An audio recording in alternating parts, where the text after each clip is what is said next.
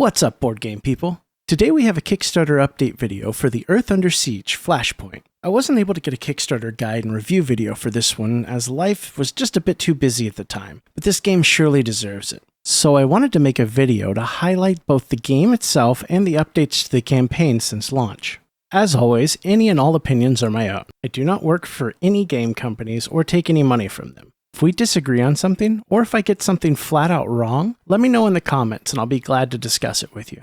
I'm only human, and I do as much research on a project as possible before making any videos. But I do get things wrong sometimes, and I'm not afraid to admit it. If you like content that covers Kickstarter board games with a particular focus on dungeon crawls and long play campaign games, please consider subscribing and helping us grow. Earth Under Siege Flashpoint by Dark Horizon Games launched, then relaunched on Kickstarter, quickly funding, and the updates have not stopped since. The campaign had a bit of a rocky launch, launching with an error that caused a set shipping amount to be added to every pledge. They immediately realized the mistake and were forced to cancel and then relaunch a day later. Everything's been smooth sailing since though, and I can't express enough that the original problem was completely resolved and being forced to relaunch was out of their hands. So don't let that relaunch at the end of the campaign title scare you.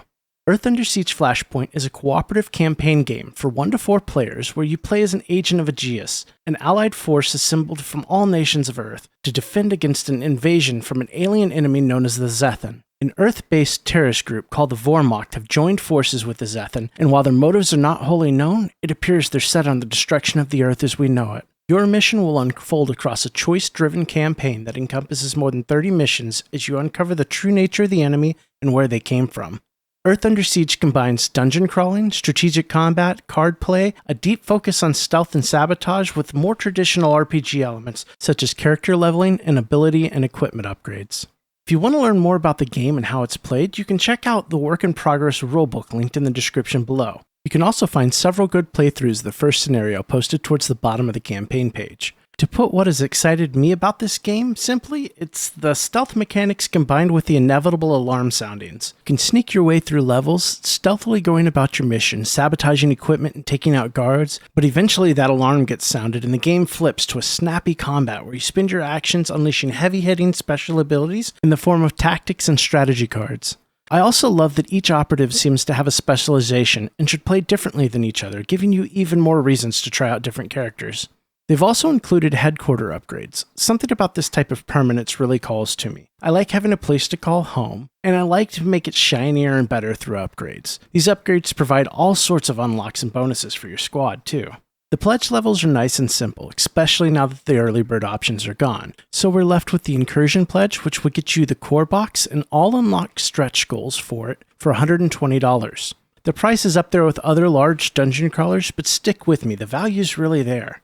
The next pledge is the Invasion Pledge at $170, which gets you the core box and the World Killer expansion, with all the stretch goals for both boxes. The miniatures for this game are excellent, and you get a ton of them. I love that even though the alien Zethan trend towards being humanoid, they're still distinctly alien at first glance. The poses for the miniatures are very dynamic, and there are several standout minis among the group in each box. The core box is currently sitting at 73 minis, up from the launch count of 50, and the Worldbreaker expansion now has 17 more minis, up from an initial count of 10. Combined, that's a ton of plastic.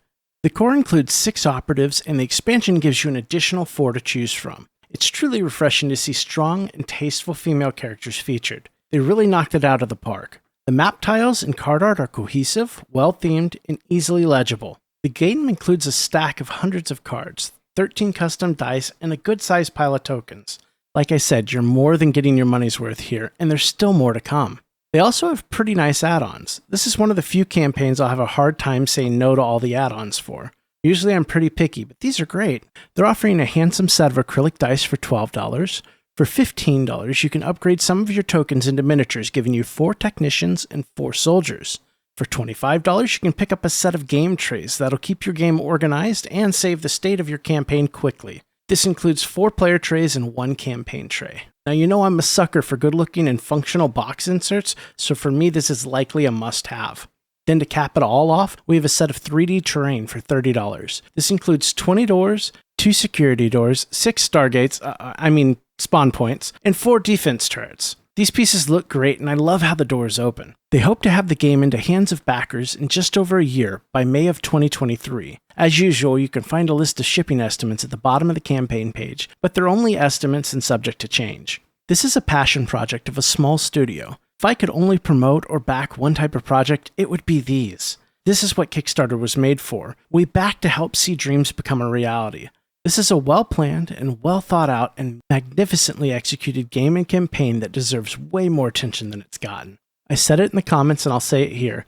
This is a sleeper game that I believe so many people are going to regret having missed out on backing. There are a few campaigns that I eagerly read each and every update released for, but this is one of them. A few days ago, Dark Horizon Games moved from funding stretch goals to daily unlocks to help truly show the value you are getting with the game. This ensures nothing is left on the table and is a huge win for backers. Let's just look at what's been announced and added since the start of the campaign. So far, we've unlocked 4 new operatives: Vector, Ruru, Luna, and Mama Bear Moss. Each of them come with a miniature, a dashboard, and a 30-card tactics deck. These were added to the Invasion Pledge, but they've also stated that they'll be available as an add-on for the Incursion Pledge once the final operative has been announced.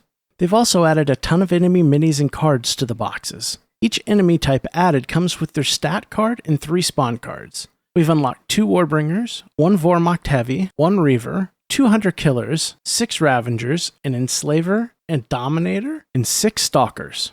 Several game components have been unlocked as well. To date, we've unlocked 2 new level 1 tactics for each operative, 15 allied gear cards, 10 Zethan gear cards, and 3 special ops. There's still one last social stretch goal to be unlocked.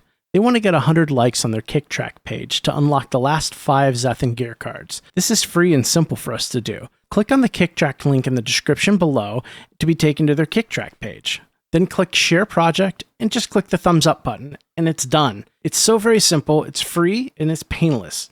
It looks like we need around 55 more likes to get the unlock, so take a moment and help them out.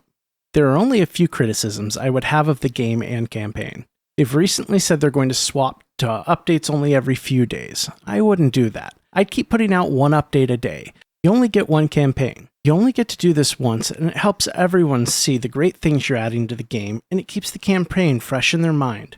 Dark Horizons has done an excellent job including strong female playable characters, but I'd also love to see some across the battlefield in the enemy lines if it's still possible. The only other gripe I would have, and it's one I always have, is that there are a lot of repeated poses. Now this is a small company, and so the resources for each and every mini to be unique just aren't there. And honestly, repeated poses in these low numbers doesn't bother me near as much as when you're receiving 30 identical minis to use as trash mobs.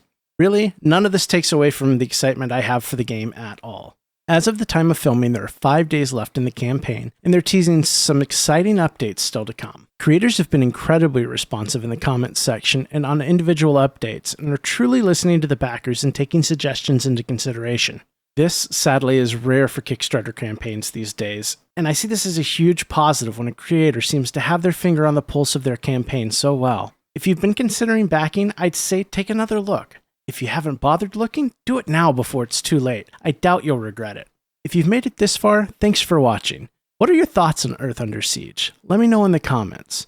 If you like this type of content, please consider subscribing and hitting the like button to help us grow. Your support is greatly appreciated. Have a great day and play something fun tonight.